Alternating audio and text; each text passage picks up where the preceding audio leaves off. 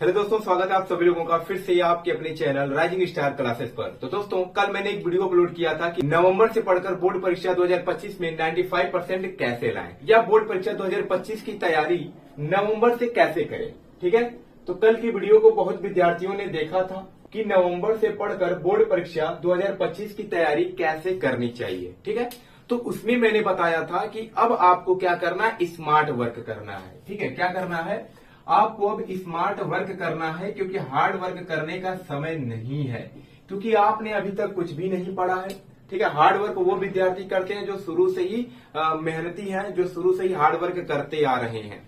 जो बच्चे अभी तक कुछ पढ़े ही नहीं है वो कठिन परिश्रम इस समय कर ही नहीं पाएंगे। तो उन लोगों को अब क्या करना पड़ेगा, स्मार्ट तरीके से वर्क करना पड़ेगा, स्मार्ट तरीके से अपने पढ़ाई को करना पड़ेगा। तो मैंने बताया था उस वीडियो में कि अब हम क्या करेंगे कि हर चैप्टर के अंतर्गत उन टॉपिक्स को पढ़ेंगे जो टॉपिक्स क्या है, इंपॉर्टेंट है, जहां से रिपीटेड क्वेश्चन बनता है, हर साल पेपर में क्वेश्चन पूछे जाते हैं, उन टॉपिक्स को हम पढ़ने वाले हैं। तो आज हम क्या करने वाले हैं, फिजिक्स के चैप्टर नंबर 1, ठीक है, जो कि क्या है, वैद्युत आवेश तथा क्षेत्र। तो फिजिक्स के चैप्टर नंबर 1 जो है उसके जितने भी इंपॉर्टेंट टॉपिक्स हैं उनकी बारे में आज हम पढ़ने वाले हैं कि कौन कौन से ऐसे टॉपिक्स हैं जो कि चैप्टर 1 के अंतर्गत आते हैं और इंपॉर्टेंट टॉपिक्स हैं, जहां से हर साल क्वेश्चन बनता है। हर साल किसी न किसी सेट में किसी न किसी टॉपिक से क्वेश्चन पूछ ही लिया जाता है। जैसा कि आपको पता होगा 7 सेट बनाए जाते हैं हर साल हर सब्जेक्ट के पेपर के।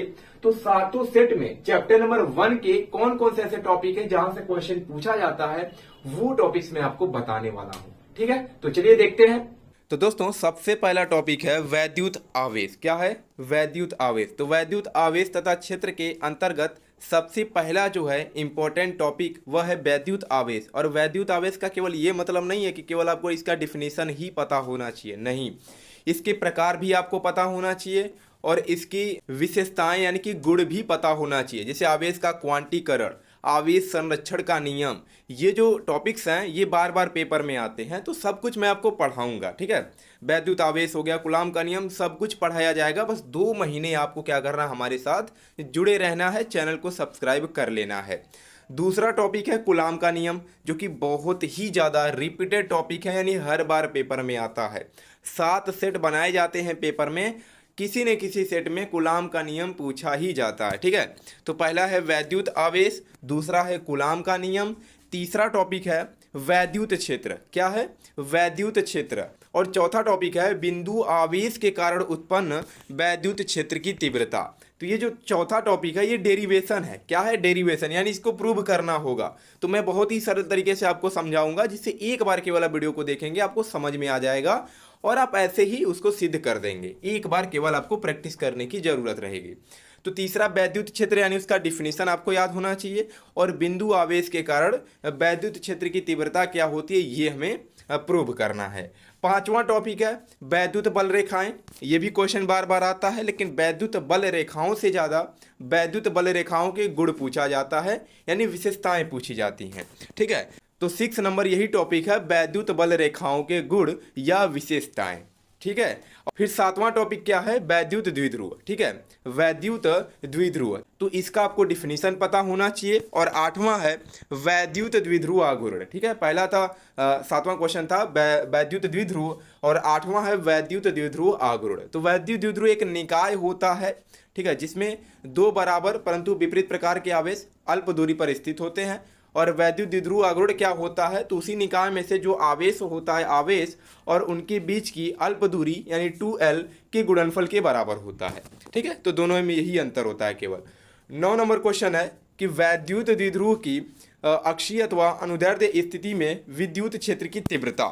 ये जो डेरिवेशन है वैद्युत आवेश तथा क्षेत्र में से, ये हर बार आता है। ठीक है, अगर आपको कोई कहे या अगर आप ये सोचते हैं कि सर मुझे केवल इस चैप्टर से एक डेरिवेशन तैयार करना है, तो आपको 9 नंबर करना चाहिए, क्योंकि ये 9 नंबर जो टॉपिक है ये बार बार पेपर में आता ही है, चाहे हाफ ईयरली का एग्जाम हो, चाहे प्री बोर्ड हो, चाहे मेन बोर्ड का एग्जाम हो। अक्षीय अथवा अनुदैर्ध्य स्थिति में विद्युत क्षेत्र की तीव्रता का फार्मूला सिद्ध करने के लिए देता ही है। ठीक है, फिर 10 नंबर क्या है, तो एक समान वैद्युत क्षेत्र में रखे वैद्युत द्विध्रुव पर कार्यरत बल युग्म का आघूर्ण। ये भी डेरिवेशन है, ये भी बहुत बार आता है। तो ये सब डेरिवेशन मैंने अपने चैनल पे करा दिया है, जैसे 9 नंबर हो गया, 10 नंबर हो गया। तो अगर आप सर्च करते हैं या चैनल के प्लेलिस्ट में जाएंगे तो ये आपको मिल जाएगा। तो जा करके इसको अभी तैयार कर लीजिए। 9 नंबर डेरिवेशन और 10 नंबर डेरिवेशन ये आपको पढ़ लेना है। वैसे वैद्युत बल रेखाओं के गुण हो गया, वैद्युत बल रेखाएं क्या होती हैं, बिंदु आवेश के कारण उत्पन्न वैद्युत क्षेत्र की तीव्रता, कूलाम का नियम, वैद्युत आवेश। तो वैद्युत आवेश तथा क्षेत्र जो चैप्टर है पहला नंबर, इसका मैंने हर एक इंपॉर्टेंट टॉपिक पर वीडियो बना दिया है, ठीक है। तो आपको क्या करना है, जा करके हर एक टॉपिक के बारे में पढ़ लेना है। अब ऐसा नहीं कि आपको एक एक दिन का इंतजार करना पड़ेगा कि एक एक टॉपिक आएगा तो मैं पढ़ूंगा। पहला आपको पढ़ लेना है। आज दिवाली है तो ऐसा नहीं है कि आपको पढ़ना नहीं है, ठीक है। तो आधा से ज़्यादा टॉपिक आज आपको ख़त्म करना है, जैसे 3 से 4 टॉपिक पढ़ लेना है, वैसे उसके अगले दिन इस चैप्टर को ख़त्म करना है आपको, ठीक है।